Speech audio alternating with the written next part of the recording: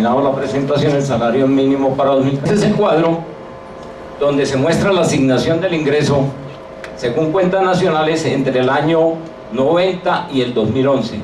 Remuneración a asalariados, en el 90 participaba con el 35.21% con respecto al total del ingreso, y en el año 2011 participa con el 31.55%, es decir, ahí se ve una caída de más de 4 puntos en esta remuneración a asalariados.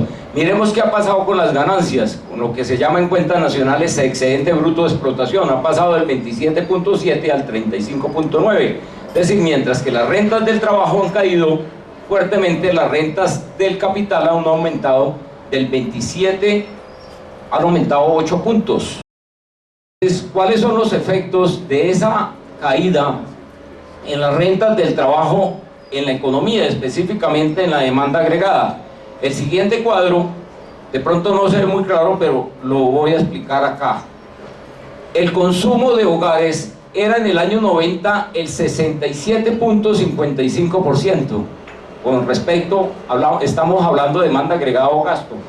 En el año 2005 baja al 64%, y esta cifra sí es muy preocupante. En el 2011, según cuentas nacionales del DANE, baja al 61%. Es decir, el consumo interno se ha caído. ¿Por qué? Ahí está atrás, en el cuadro anterior, la explicación. El consumo interno se ha caído simplemente porque, según, recordando a Keynes, los que tienen la mayor capacidad de consumo, que son los trabajadores, porque tienen la alta propensión marginal a consumir, han visto caer drásticamente las rentas de ellos, las rentas del trabajo. Y ahí está entonces esa pérdida de 6 puntos en el consumo interno. Ahora, ¿qué podría uno decir con respecto a esto? Si el consumo interno se cae, pues simplemente vamos a depender más del mercado externo, que es la misma teoría del profesor César Giraldo, en el sentido y de Antonio, en el sentido de que si se pierde la fortaleza en el mercado interno, no hay que sino ir a buscar el mercado externo. Pero ¿cuál es el problema? Nosotros lo sabemos. Preguntémosle a Estados Unidos, preguntémosle a Europa, preguntémosle al Japón. El mercado interno, preguntémosle a los países asiáticos en 1997-98. El mercado externo es muy inestable.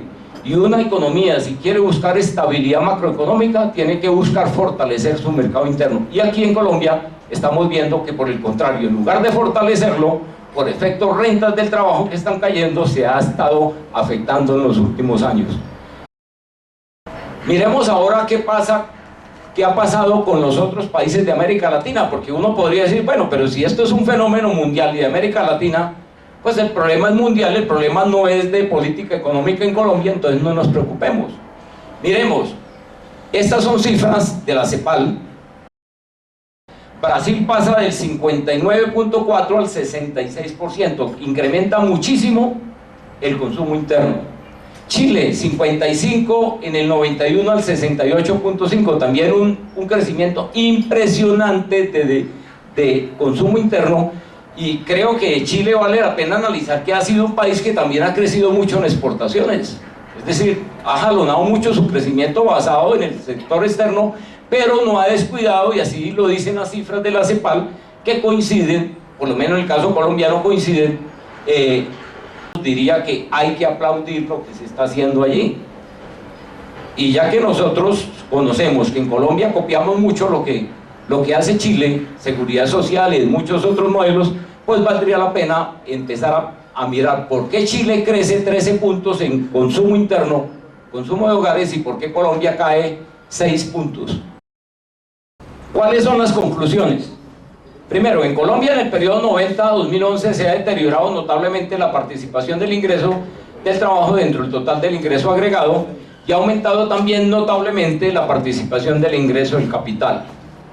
Esto ha afectado directamente la participación del consumo interno en los hogares dentro del total de demanda agregada, muy contrario a lo que pasa en los principales países de América Latina. Tercero, la economía se ha vuelto más dependiente del mercado externo, ahí lo mostramos, que del mercado interno, a diferencia de los principales países de América Latina.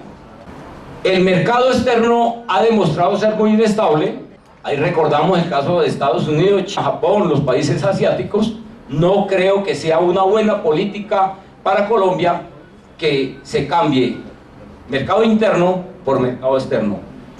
Es recomendable aumentar sensiblemente el ingreso del trabajo en términos reales, sobre todo en niveles bajos y medios hasta 10 salarios mínimos legales mensuales vigentes, disminuyendo los otros componentes del costo de producción. Es decir, servicios públicos, y fundamentalmente lo resalto, creo que es necesario que en Colombia se analice seriamente la baja en las tasas de interés.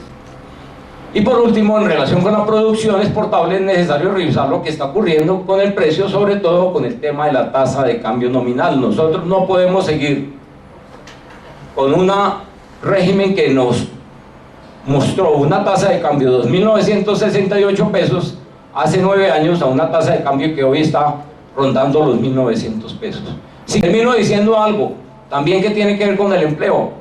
¿Cómo se genera empleo? Pues dejando que los pensionados que tienen ya derechos adquiridos por convenciones se pensionan. Pues no, aquí el acto legislativo número 1 del 2005 prohibió que en las convenciones colectivas los derechos pensionales extralegales se pudieran utilizar. Eso, señor ministro, es que nuestra confederación, y esperamos tener el apoyo de todas las centrales obreras, le hemos pedido comedidamente a usted mediante una carta de hace unas semanas que por favor, ojalá en enero, cite a mesa de concertación para mirar el tema de las convenciones colectivas, los derechos extralegales, los acuerdos, el acto legislativo número 1 y los acuerdos dentro del marco de la OIT.